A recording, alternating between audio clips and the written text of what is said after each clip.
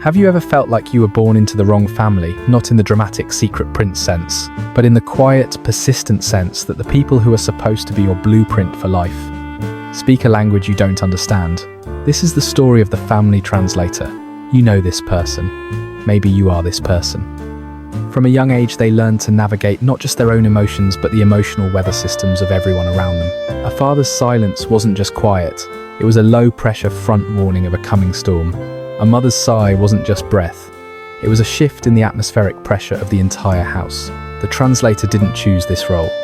It was assigned by necessity. In families where feelings are never named, only acted out, someone has to become the subtitles. Someone has to interpret the clenched jaw as fear, the sharp criticism as helplessness, the withdrawal as shame. The translator becomes an expert in reading the subtext because the text itself is a minefield of contradictions. We're fine, the family says, while the air in the room is thick with everything that is unsaid. Psychologically, this is a survival adaptation. A child's brain wired for connection will become a master decoder to maintain the attachment it desperately needs. It learns times. My safety depends on my ability to predict the unpredictable. My worth is tied to my usefulness in keeping the peace I did not break. Asterisk.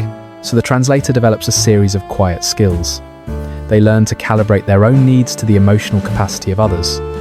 They become fluent in the art of de-escalation before a conflict even surfaces. They master the precise tone, the perfect question, the strategic joke that can release the tension in a room by 2 degrees, just enough for everyone to breathe again. From the outside, this looks like emotional intelligence, and in part it is. But this kind of intelligence has a hidden cost. It is born not from curiosity, but from hypervigilance. The translator's nervous system is not just empathetic, it is perpetually times on times scanning, analyzing, preparing. Their own emotions become secondary data, often filed away for later review, a later that never comes. Because when you are busy managing the emotional ecosystem of an entire family, where do times go to fall apart? The translator carries a specific kind of loneliness. It is the loneliness of being deeply connected to others, yet profoundly disconnected from oneself. They feel everything, yet own nothing. They are the bridge everyone crosses, but no one thinks to ask if the bridge is tired of holding the weight. And this role follows them into friendships where they become the therapist, into relationships where they attract partners who are brilliant, chaotic storms in need of a calm harbor. The pattern feels like home. It feels like purpose. Asterisk. If I can just understand you well enough, I can finally feel safe. Asterisk. But here is the plot twist, the quiet truth that changes everything. The family translator is not translating the emotions of others. They are translating their time's own asterisk. That father's silence you learned to fear, it was your own small, scared heart beating in the quiet, learning to be silent too. That mother's criticism you learned to deflect. It was the echo of your own inner voice forming in the shadow of her disappointment. You were not reading a room. You were projecting your own unformed, unnamed anxieties onto the blank screen of your family's behavior, and then working desperately to solve for them. The real translation was always internal. The skill you developed wasn't mind reading. It was a brilliant, painful strategy to avoid confronting the terrifying chaos of your own inner world by trying to bring order to the world outside. You thought you were managing their emotions to feel safe. In reality, you were outsourcing the management of your own. The moment of realization is not loud. It is a devastating quiet. It is the understanding that the prison you've been trying to escape your whole life. You have been carrying the key to all along, and the key is not better translation. It is the courage to stop translating and to simply feel the original text of your own life in all its raw, untranslatable truth. Asterisk, asterisk, end of part 1. Asterisk, asterisk, asterisk, asterisk. Part 2. The harbour, asterisk, asterisk. You became a harbour, not by choice, but by instinct. A place of still water for ships caught in their own storms. You learned to read the weather in other people's eyes, the subtle shift in pressure before a mood breaks, the distant thunder in a clipped tone. Your value was written in this calibration, your peace for their chaos, your stability for their unravelling. You attracted partners not in spite of their turbulence, but because of it. The brilliant, chaotic, beautiful storms. You provided the calm they craved, the understanding they couldn't find elsewhere. And in that exchange, you felt a sense of purpose so deep it felt like identity. Asterisk. If I can be solid enough, clear enough, patient enough, I can finally anchor this. I can finally be safe. Asterisk. But harbours have a silent, sinking geology. They are defined by what they receive, not by what they are. The waves deposit their debris. The tides carve the shoreline. The salt water seeps into the foundation. You start to taste the bitterness in your own stillness. The exhaustion isn't from the work of holding space. It's from the slow, imperceptible erosion of your own contours. You begin to wonder, if every ship finds its way here, why does the harbour itself feel so stranded? You carry a loneliness that doesn't make sense on paper. You are surrounded. You are needed. You are the confidant, the steady hand, the one who gets it. Yet in the quiet between their departures and arrivals, you listen to the hollow echo of your own depths. You have mapped everyone else's emotional coordinates so meticulously that you forgot to chart your own. You feel everything they feel, yet you can't locate the source of your own ache. You are a bridge, a harbour, a translator, a function. But where is the land? Here is the plot twist, the tectonic shift. You were never a harbour for their storms. You were practicing on them how to survive your own. That partner's volatility you learned to soothe. It was a rehearsal for the fear you've always carried, the fear of your own inner weather, ever turning fierce. Their need for your calm was a mirror held up to your own terror, of ever being the storm, yourself, of being chaotic, of being too much. You attracted the uncontained because you had over-contained yourself. Their chaos was an externalization of everything you had, locked away, a performance of the disarray you refused to acknowledge within. Your gift was not empathy. It was a preemptive strike, a brilliant subconscious strategy. If I can manage the chaos in you, I never have to face the chaos in me. If I can be the answer to your turmoil, I can pretend I don't have questions of my own. You weren't holding space for them. You were building a dam with their emotions, hoping it would hold back your own. The moment of realization is not an epiphany. It is a collapse. It is the silent failure of that dam. It happens on an ordinary Tuesday. Someone you love is in crisis. And as you begin the familiar ritual, the soft tone, the analytical questions, the gentle reframing, your own inner voice speaks over the script. It is quiet and raw and utterly foreign. Asterisk, I am tired. This is my pain too. Asterisk. And you stop. The translation software glitches. For the first time, you hear the original text of your own being, and it is not a manual to fix someone else. It is a cry. It is a need. It is a storm of your own long-forgotten finally making landfall. The healing does not begin with setting better boundaries with others. It begins with the terrifying, merciful act of dissolving the boundary you built within yourself. It means turning your profound attention, that searchlight you've trained on everyone else, inward. Not to analyze, but to witness. Not to fix, but to feel. To let the inner storm rage, not as a problem to be solved, but as a truth to be lived. You are not a harbour. You are a coastline. And coastlines are not static. They are shaped by the very forces they withstand. They change, they erode, they are reborn. Your strength was never in your stillness, but in your depth. And depth, by its very nature, contains both calm and chaos, light and unimaginable pressure. The most profound translation you will ever make is not of another's heart. It is learning to speak the unspeakable language of your own. Asterisk, asterisk. End of part 2. Asterisk, asterisk. Asterisk, asterisk. Part 3. The Reckoning of the Rescuer. Asterisk, asterisk. You believed your strength was in your composure, in your ability to stand unshaken in the emotional gale force winds of everyone around you. You were the calm in their chaos, the translator of their turmoil, the one who could name the storm so they wouldn't have to fear it. You built an identity on this bedrock. I am the steady one. But stability, when performed, is not strength. It is suspension. It is the act of holding your breath indefinitely. The disarray you refused to acknowledge within yourself did not disappear. It was buried. And what is buried does not decay. It fossilizes. It becomes the hard, unyielding structure beneath the surface, shaping every contour of your life without your conscious consent. Your need for control, your quiet resentment when your help was met with indifference, your exhaustion that no amount of sleep could touch, these were not flaws in your character. They were the seismic tremors of a buried self, sending messages to the surface in the only language it had left symptom.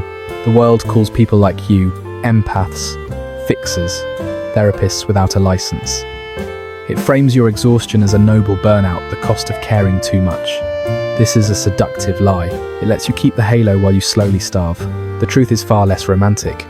Your gift was a sophisticated survival mechanism forged in a moment you likely can't even remember. Perhaps you learned very early that love was contingent on your usefulness, that a parent's anxiety would settle if you were good, if you were easy, if you solved the problem before it could fully form. You learned to read micro-expressions like a meteorologist reads a barometer, predicting emotional weather so you could prepare for the storm. You became an emotional preempter. This is why you are drawn to the fractured, the messy, the openly lost. Not out of pure altruism, but because their chaos is familiar. It is the external echo of your internal state. In organizing their emotional clutter, you create the illusion of order in your own inner world. You are a master of projection. If I can tidy the chaos in you, I can pretend mine does not exist. The plot twist is not that you are broken. It is that you have been whole this entire time, achingly, terrifyingly, messily whole. The chaos you've spent a lifetime managing in others was never theirs alone to carry. It was the shadow part of your own humanity, the part you were taught to disown. The crying child, the furious adolescent, the deeply uncertain adult. You didn't heal them, you exiled them. And then you built a career, an identity, a personality out of visiting their prison to offer other people's inmates comfort. The moment of reckoning is not dramatic. It is a quiet interior shattering. It is the Tuesday afternoon when a friend spills their grief across your kitchen table, and as you open your mouth to begin the sacred ritual of rescue, you hear a different voice. It is small and dry, and comes from a place so deep inside you it feels geological. It says, "Times I am lonely too." Asterisk. And the script evaporates. The translator falls silent. For the first time, you are not looking at your friend's pain. You are feeling your own. It is not a thought. It is a physical sensation, a weight in the chest, a hollow ache behind the eyes, a tremor in the hands that has nothing to do with the coffee you're holding. The dam, built so carefully over decades, does not burst. It simply ceases to hold. And the water that rushes in is not violence. It is relief. Healing does not begin with learning to say no to others. It begins with the revolutionary, disorienting act of saying yes to yourself. To the parts you deemed unacceptable, to the need that feels like neediness, to the anger that feels dangerous, to the sadness that has no clear fixable source. You must turn your exquisite attention, that searchlight you've trained on every heart but your own inward. Not to analyze, not to diagnose, not to solve yourself, but to witness, to sit finally in the center of your own disarray without a broom, to let the inner storm have its weather. This is the true act of courage, to feel your own pain without the buffer of someone else's. You are not the lighthouse guiding others to safety. You are the ocean. And the ocean is not calm. It contains depths and darkness, tempests and tranquil bays, terrifying power and profound peace. It does not apologize for its tides. It does not seek to control its waves. It simply is. Your wholeness was never in your stillness, but in your capacity to contain all of it. The most important rescue you will ever perform is not of another person. It is the liberation of the self you buried, who has been waiting all this time for you to come home. Asterisk, asterisk. End of part 3. Asterisk, asterisk. Asterisk, asterisk. Part 4. The unlearning, asterisk, asterisk. You sit there in the quiet after the voice. The script is gone. The role has no lines. Your friend's pain is still across the table, real and waiting, but it no longer feels like a problem you are required to solve. It feels like a mirror, and in its reflection you don't see a rescuer. You see a refugee. This is the moment of fracture. Not a breakdown, but a break times through times, a sudden, irrevocable crack in the persona you built for public consumption. The persona of competence, the one who has the answers, who holds the space, who remains unshakably times fine asterisk. That persona was not a lie. It was a survival mechanism forged in the quiet wars of childhood. You learned that being needed was the closest thing to being loved, that your value was a utility measured in emotional labor dispensed. You became a human shock absorber, soaking up the tremors of everyone else's world, so yours could appear from the outside perfectly still. But here is the psychological pivot, the plot twist you never saw coming. Asterisk, asterisk. Your greatest strength was also your deepest abandonment. Asterisk, asterisk. Every time you prioritized calming another's storm, you silenced your own. Every time you translated someone else's chaos into coherence, you told your own inner noise it was irrelevant. You built an identity on being the steady one, and in doing so, you exiled the part of you that was allowed to tremble. You didn't lose yourself in others. You hid yourself there. It was the perfect hiding place, praiseworthy, noble, invisible. The loneliness you feel isn't about being alone. It's about being a stranger to the person you are when no one needs you. It's the loneliness of the translator who has forgotten their native tongue, So what now? The old blueprint is ash. You cannot unhear the geological voice. The path forward is not about building a better, stronger persona. It is about the terrifying, meticulous work of deconstruction. This begins with a series of quiet rebellions that will feel, at first, like betrayals. You let a phone call go to voicemail not because you're busy, but because you're tired. The world does not end. The guilt, however, rises like a tide. You say, I don't know how to fix that, and leave the sentence hanging in the air unfinished without a consolation prize of advice. The silence that follows is agonizing. It feels like failure. You feel a wave of your own grief, vague, formless, ancient, and instead of immediately finding someone else's more tangible pain to manage, you sit with it. You let it be vague. You let it be yours. This is the unlearning. It is the daily, granular practice of divorcing your worth from your usefulness. It is realizing that the people who truly love you did not hire you for a job you never applied for. They are waiting to meet the person behind the professional helper. The transformation is not dramatic, it is somatic. It happens in the body first. You notice the jaw unclenching, the breath finding a slower, deeper rhythm it didn't know it was allowed, the shoulders dropping away from the ears as if releasing a weight they'd been holding for decades. This is not relaxation, it is repatriation.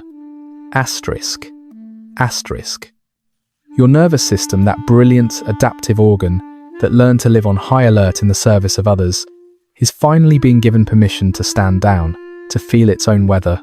You will grieve. You will grieve the simplicity of the old script where your value was clear and externally validated. You will grieve the illusion of control that came with fixing others.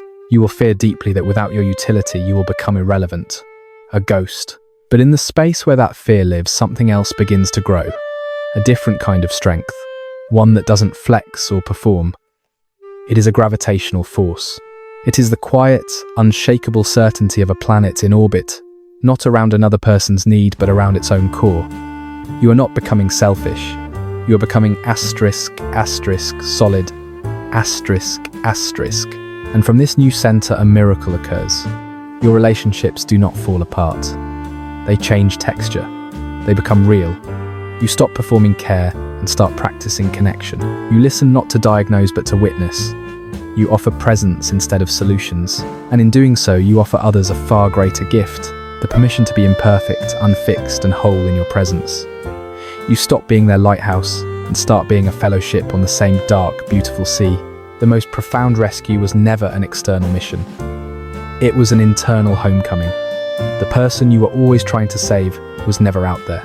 They were right here waiting in the quiet to finally be seen, heard, and loved, not for what they could do, but simply because they existed.